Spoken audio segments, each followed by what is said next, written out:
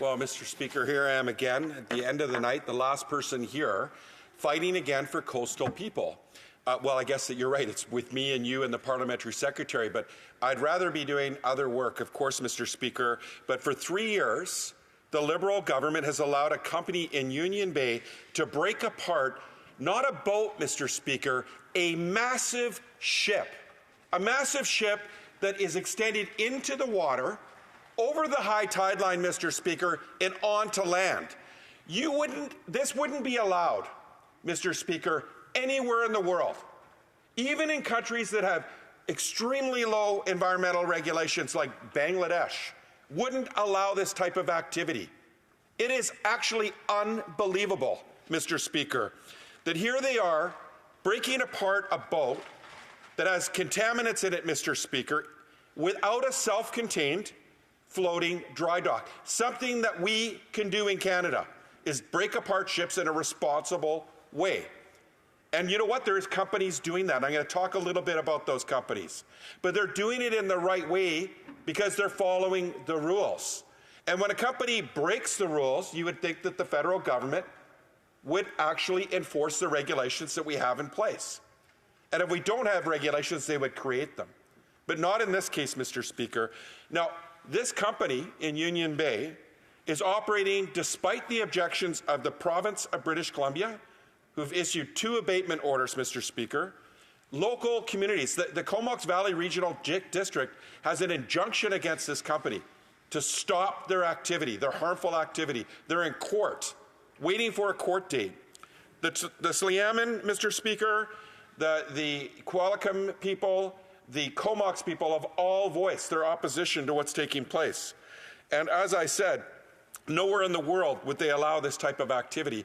The province just did an inspection, and when I brought this question to the House in June, the government, at the time, the provincial government had issued an abatement order because they were discharging effluent of 15 times the limit for copper. Mr. Speaker, when I raised this question earlier in the week, it was based on the province issuing a second abatement order, this time 100 times the limit for copper and 13 times the limit for zinc, Mr. Speaker. You think the federal government's baseline would be somewhat, they say it's not as low as the province, but is it 100 times lower than the province when it comes to copper, 13 times lower for zinc? Is that what we're dealing with? I mean, Mr. Speaker, this is absolutely absurd. What's it going to take for the federal government to finally step in? And I've asked the minister about this, and her reply is, oh, we're dealing with it. It's abandoned derelict vessels. We're good. We're getting good at this. She cites their ocean protection plan.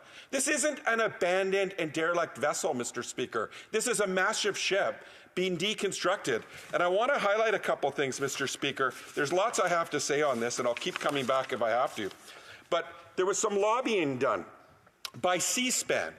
You think a reputable company would be concerned about the fact that all levels of government are concerned about this operation? They lobbied the province. We found this out through an FOI. And Mr. Speaker, the owners of this company, as far as I know and the research we've done, are foreign owners. So what we really want to know, and we know the Liberals and the Conservatives are corporate-controlled parties, but the depth of this is deeply concerning. Is this what's going on? Is C-SPAN putting pressure on the federal government so that they don't take action? Is that what's happening? Because coastal people deserve to know. The Honourable Parliamentary Secretary to the Minister of National Defence. Thank you very much, Mr. Speaker, and I thank the Honourable Member for his questions.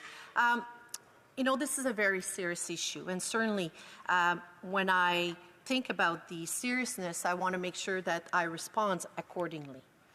The Government of Canada recognizes that safe recycling processes are vital to ensure the careful and secure handling of environmentally hazardous substances such as asbestos, heavy metals, hydrocarbons, and ozone-depleting substances.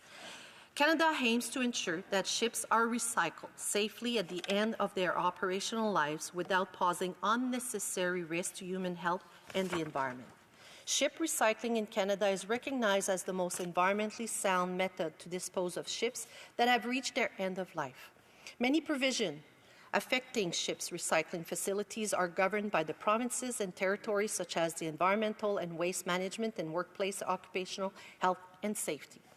Overall, Canada has some of the strongest laws and regulation across federal, provincial, territorial, and municipal jurisdiction. And we remain committed to working with all levels of government to make sure that Canada's ship recycling facilities remain among the safest in the world. The Canadian Coast Guard has received numerous inquiries about vessels that are intended for deconstruction at the Deepwater Recovery Recycling in Union Bay. The Coast Guard has undertaken several assessments of the area where the vessels are awaiting deconstruction at Deepwater Recovery. If pollution enters the marine environment from land-based spill, the Coast Guards will report the pollution to Emergency Management British Columbia and provide assistance as required. The Coast Guard has reminded the deconstruction company of its responsibility under the Canadian Shipping Act 2001 to prevent any release of oil or other pollutants from reaching the marine environment.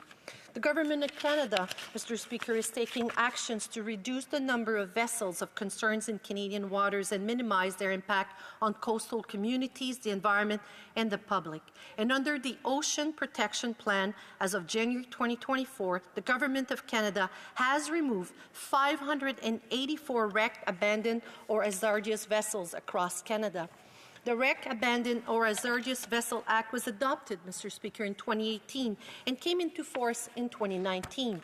Of the Act, our strength, the owner's accountability enabled more proactive government actions to address the risk posed by problem vessels. And under the Wrecked, Abandoned, or Hazardous Vessel Act, an owner is prohibited from allowing their vessels to become a wreck due to failing to maintain it. Under Canadian law, vessels owners are responsible for their vessel at all times.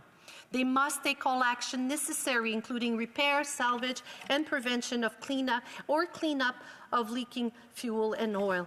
Vessel owners must contact the Coast Guard if their vessel is sinking, has sunk, or is a threat to discharge marine pollution.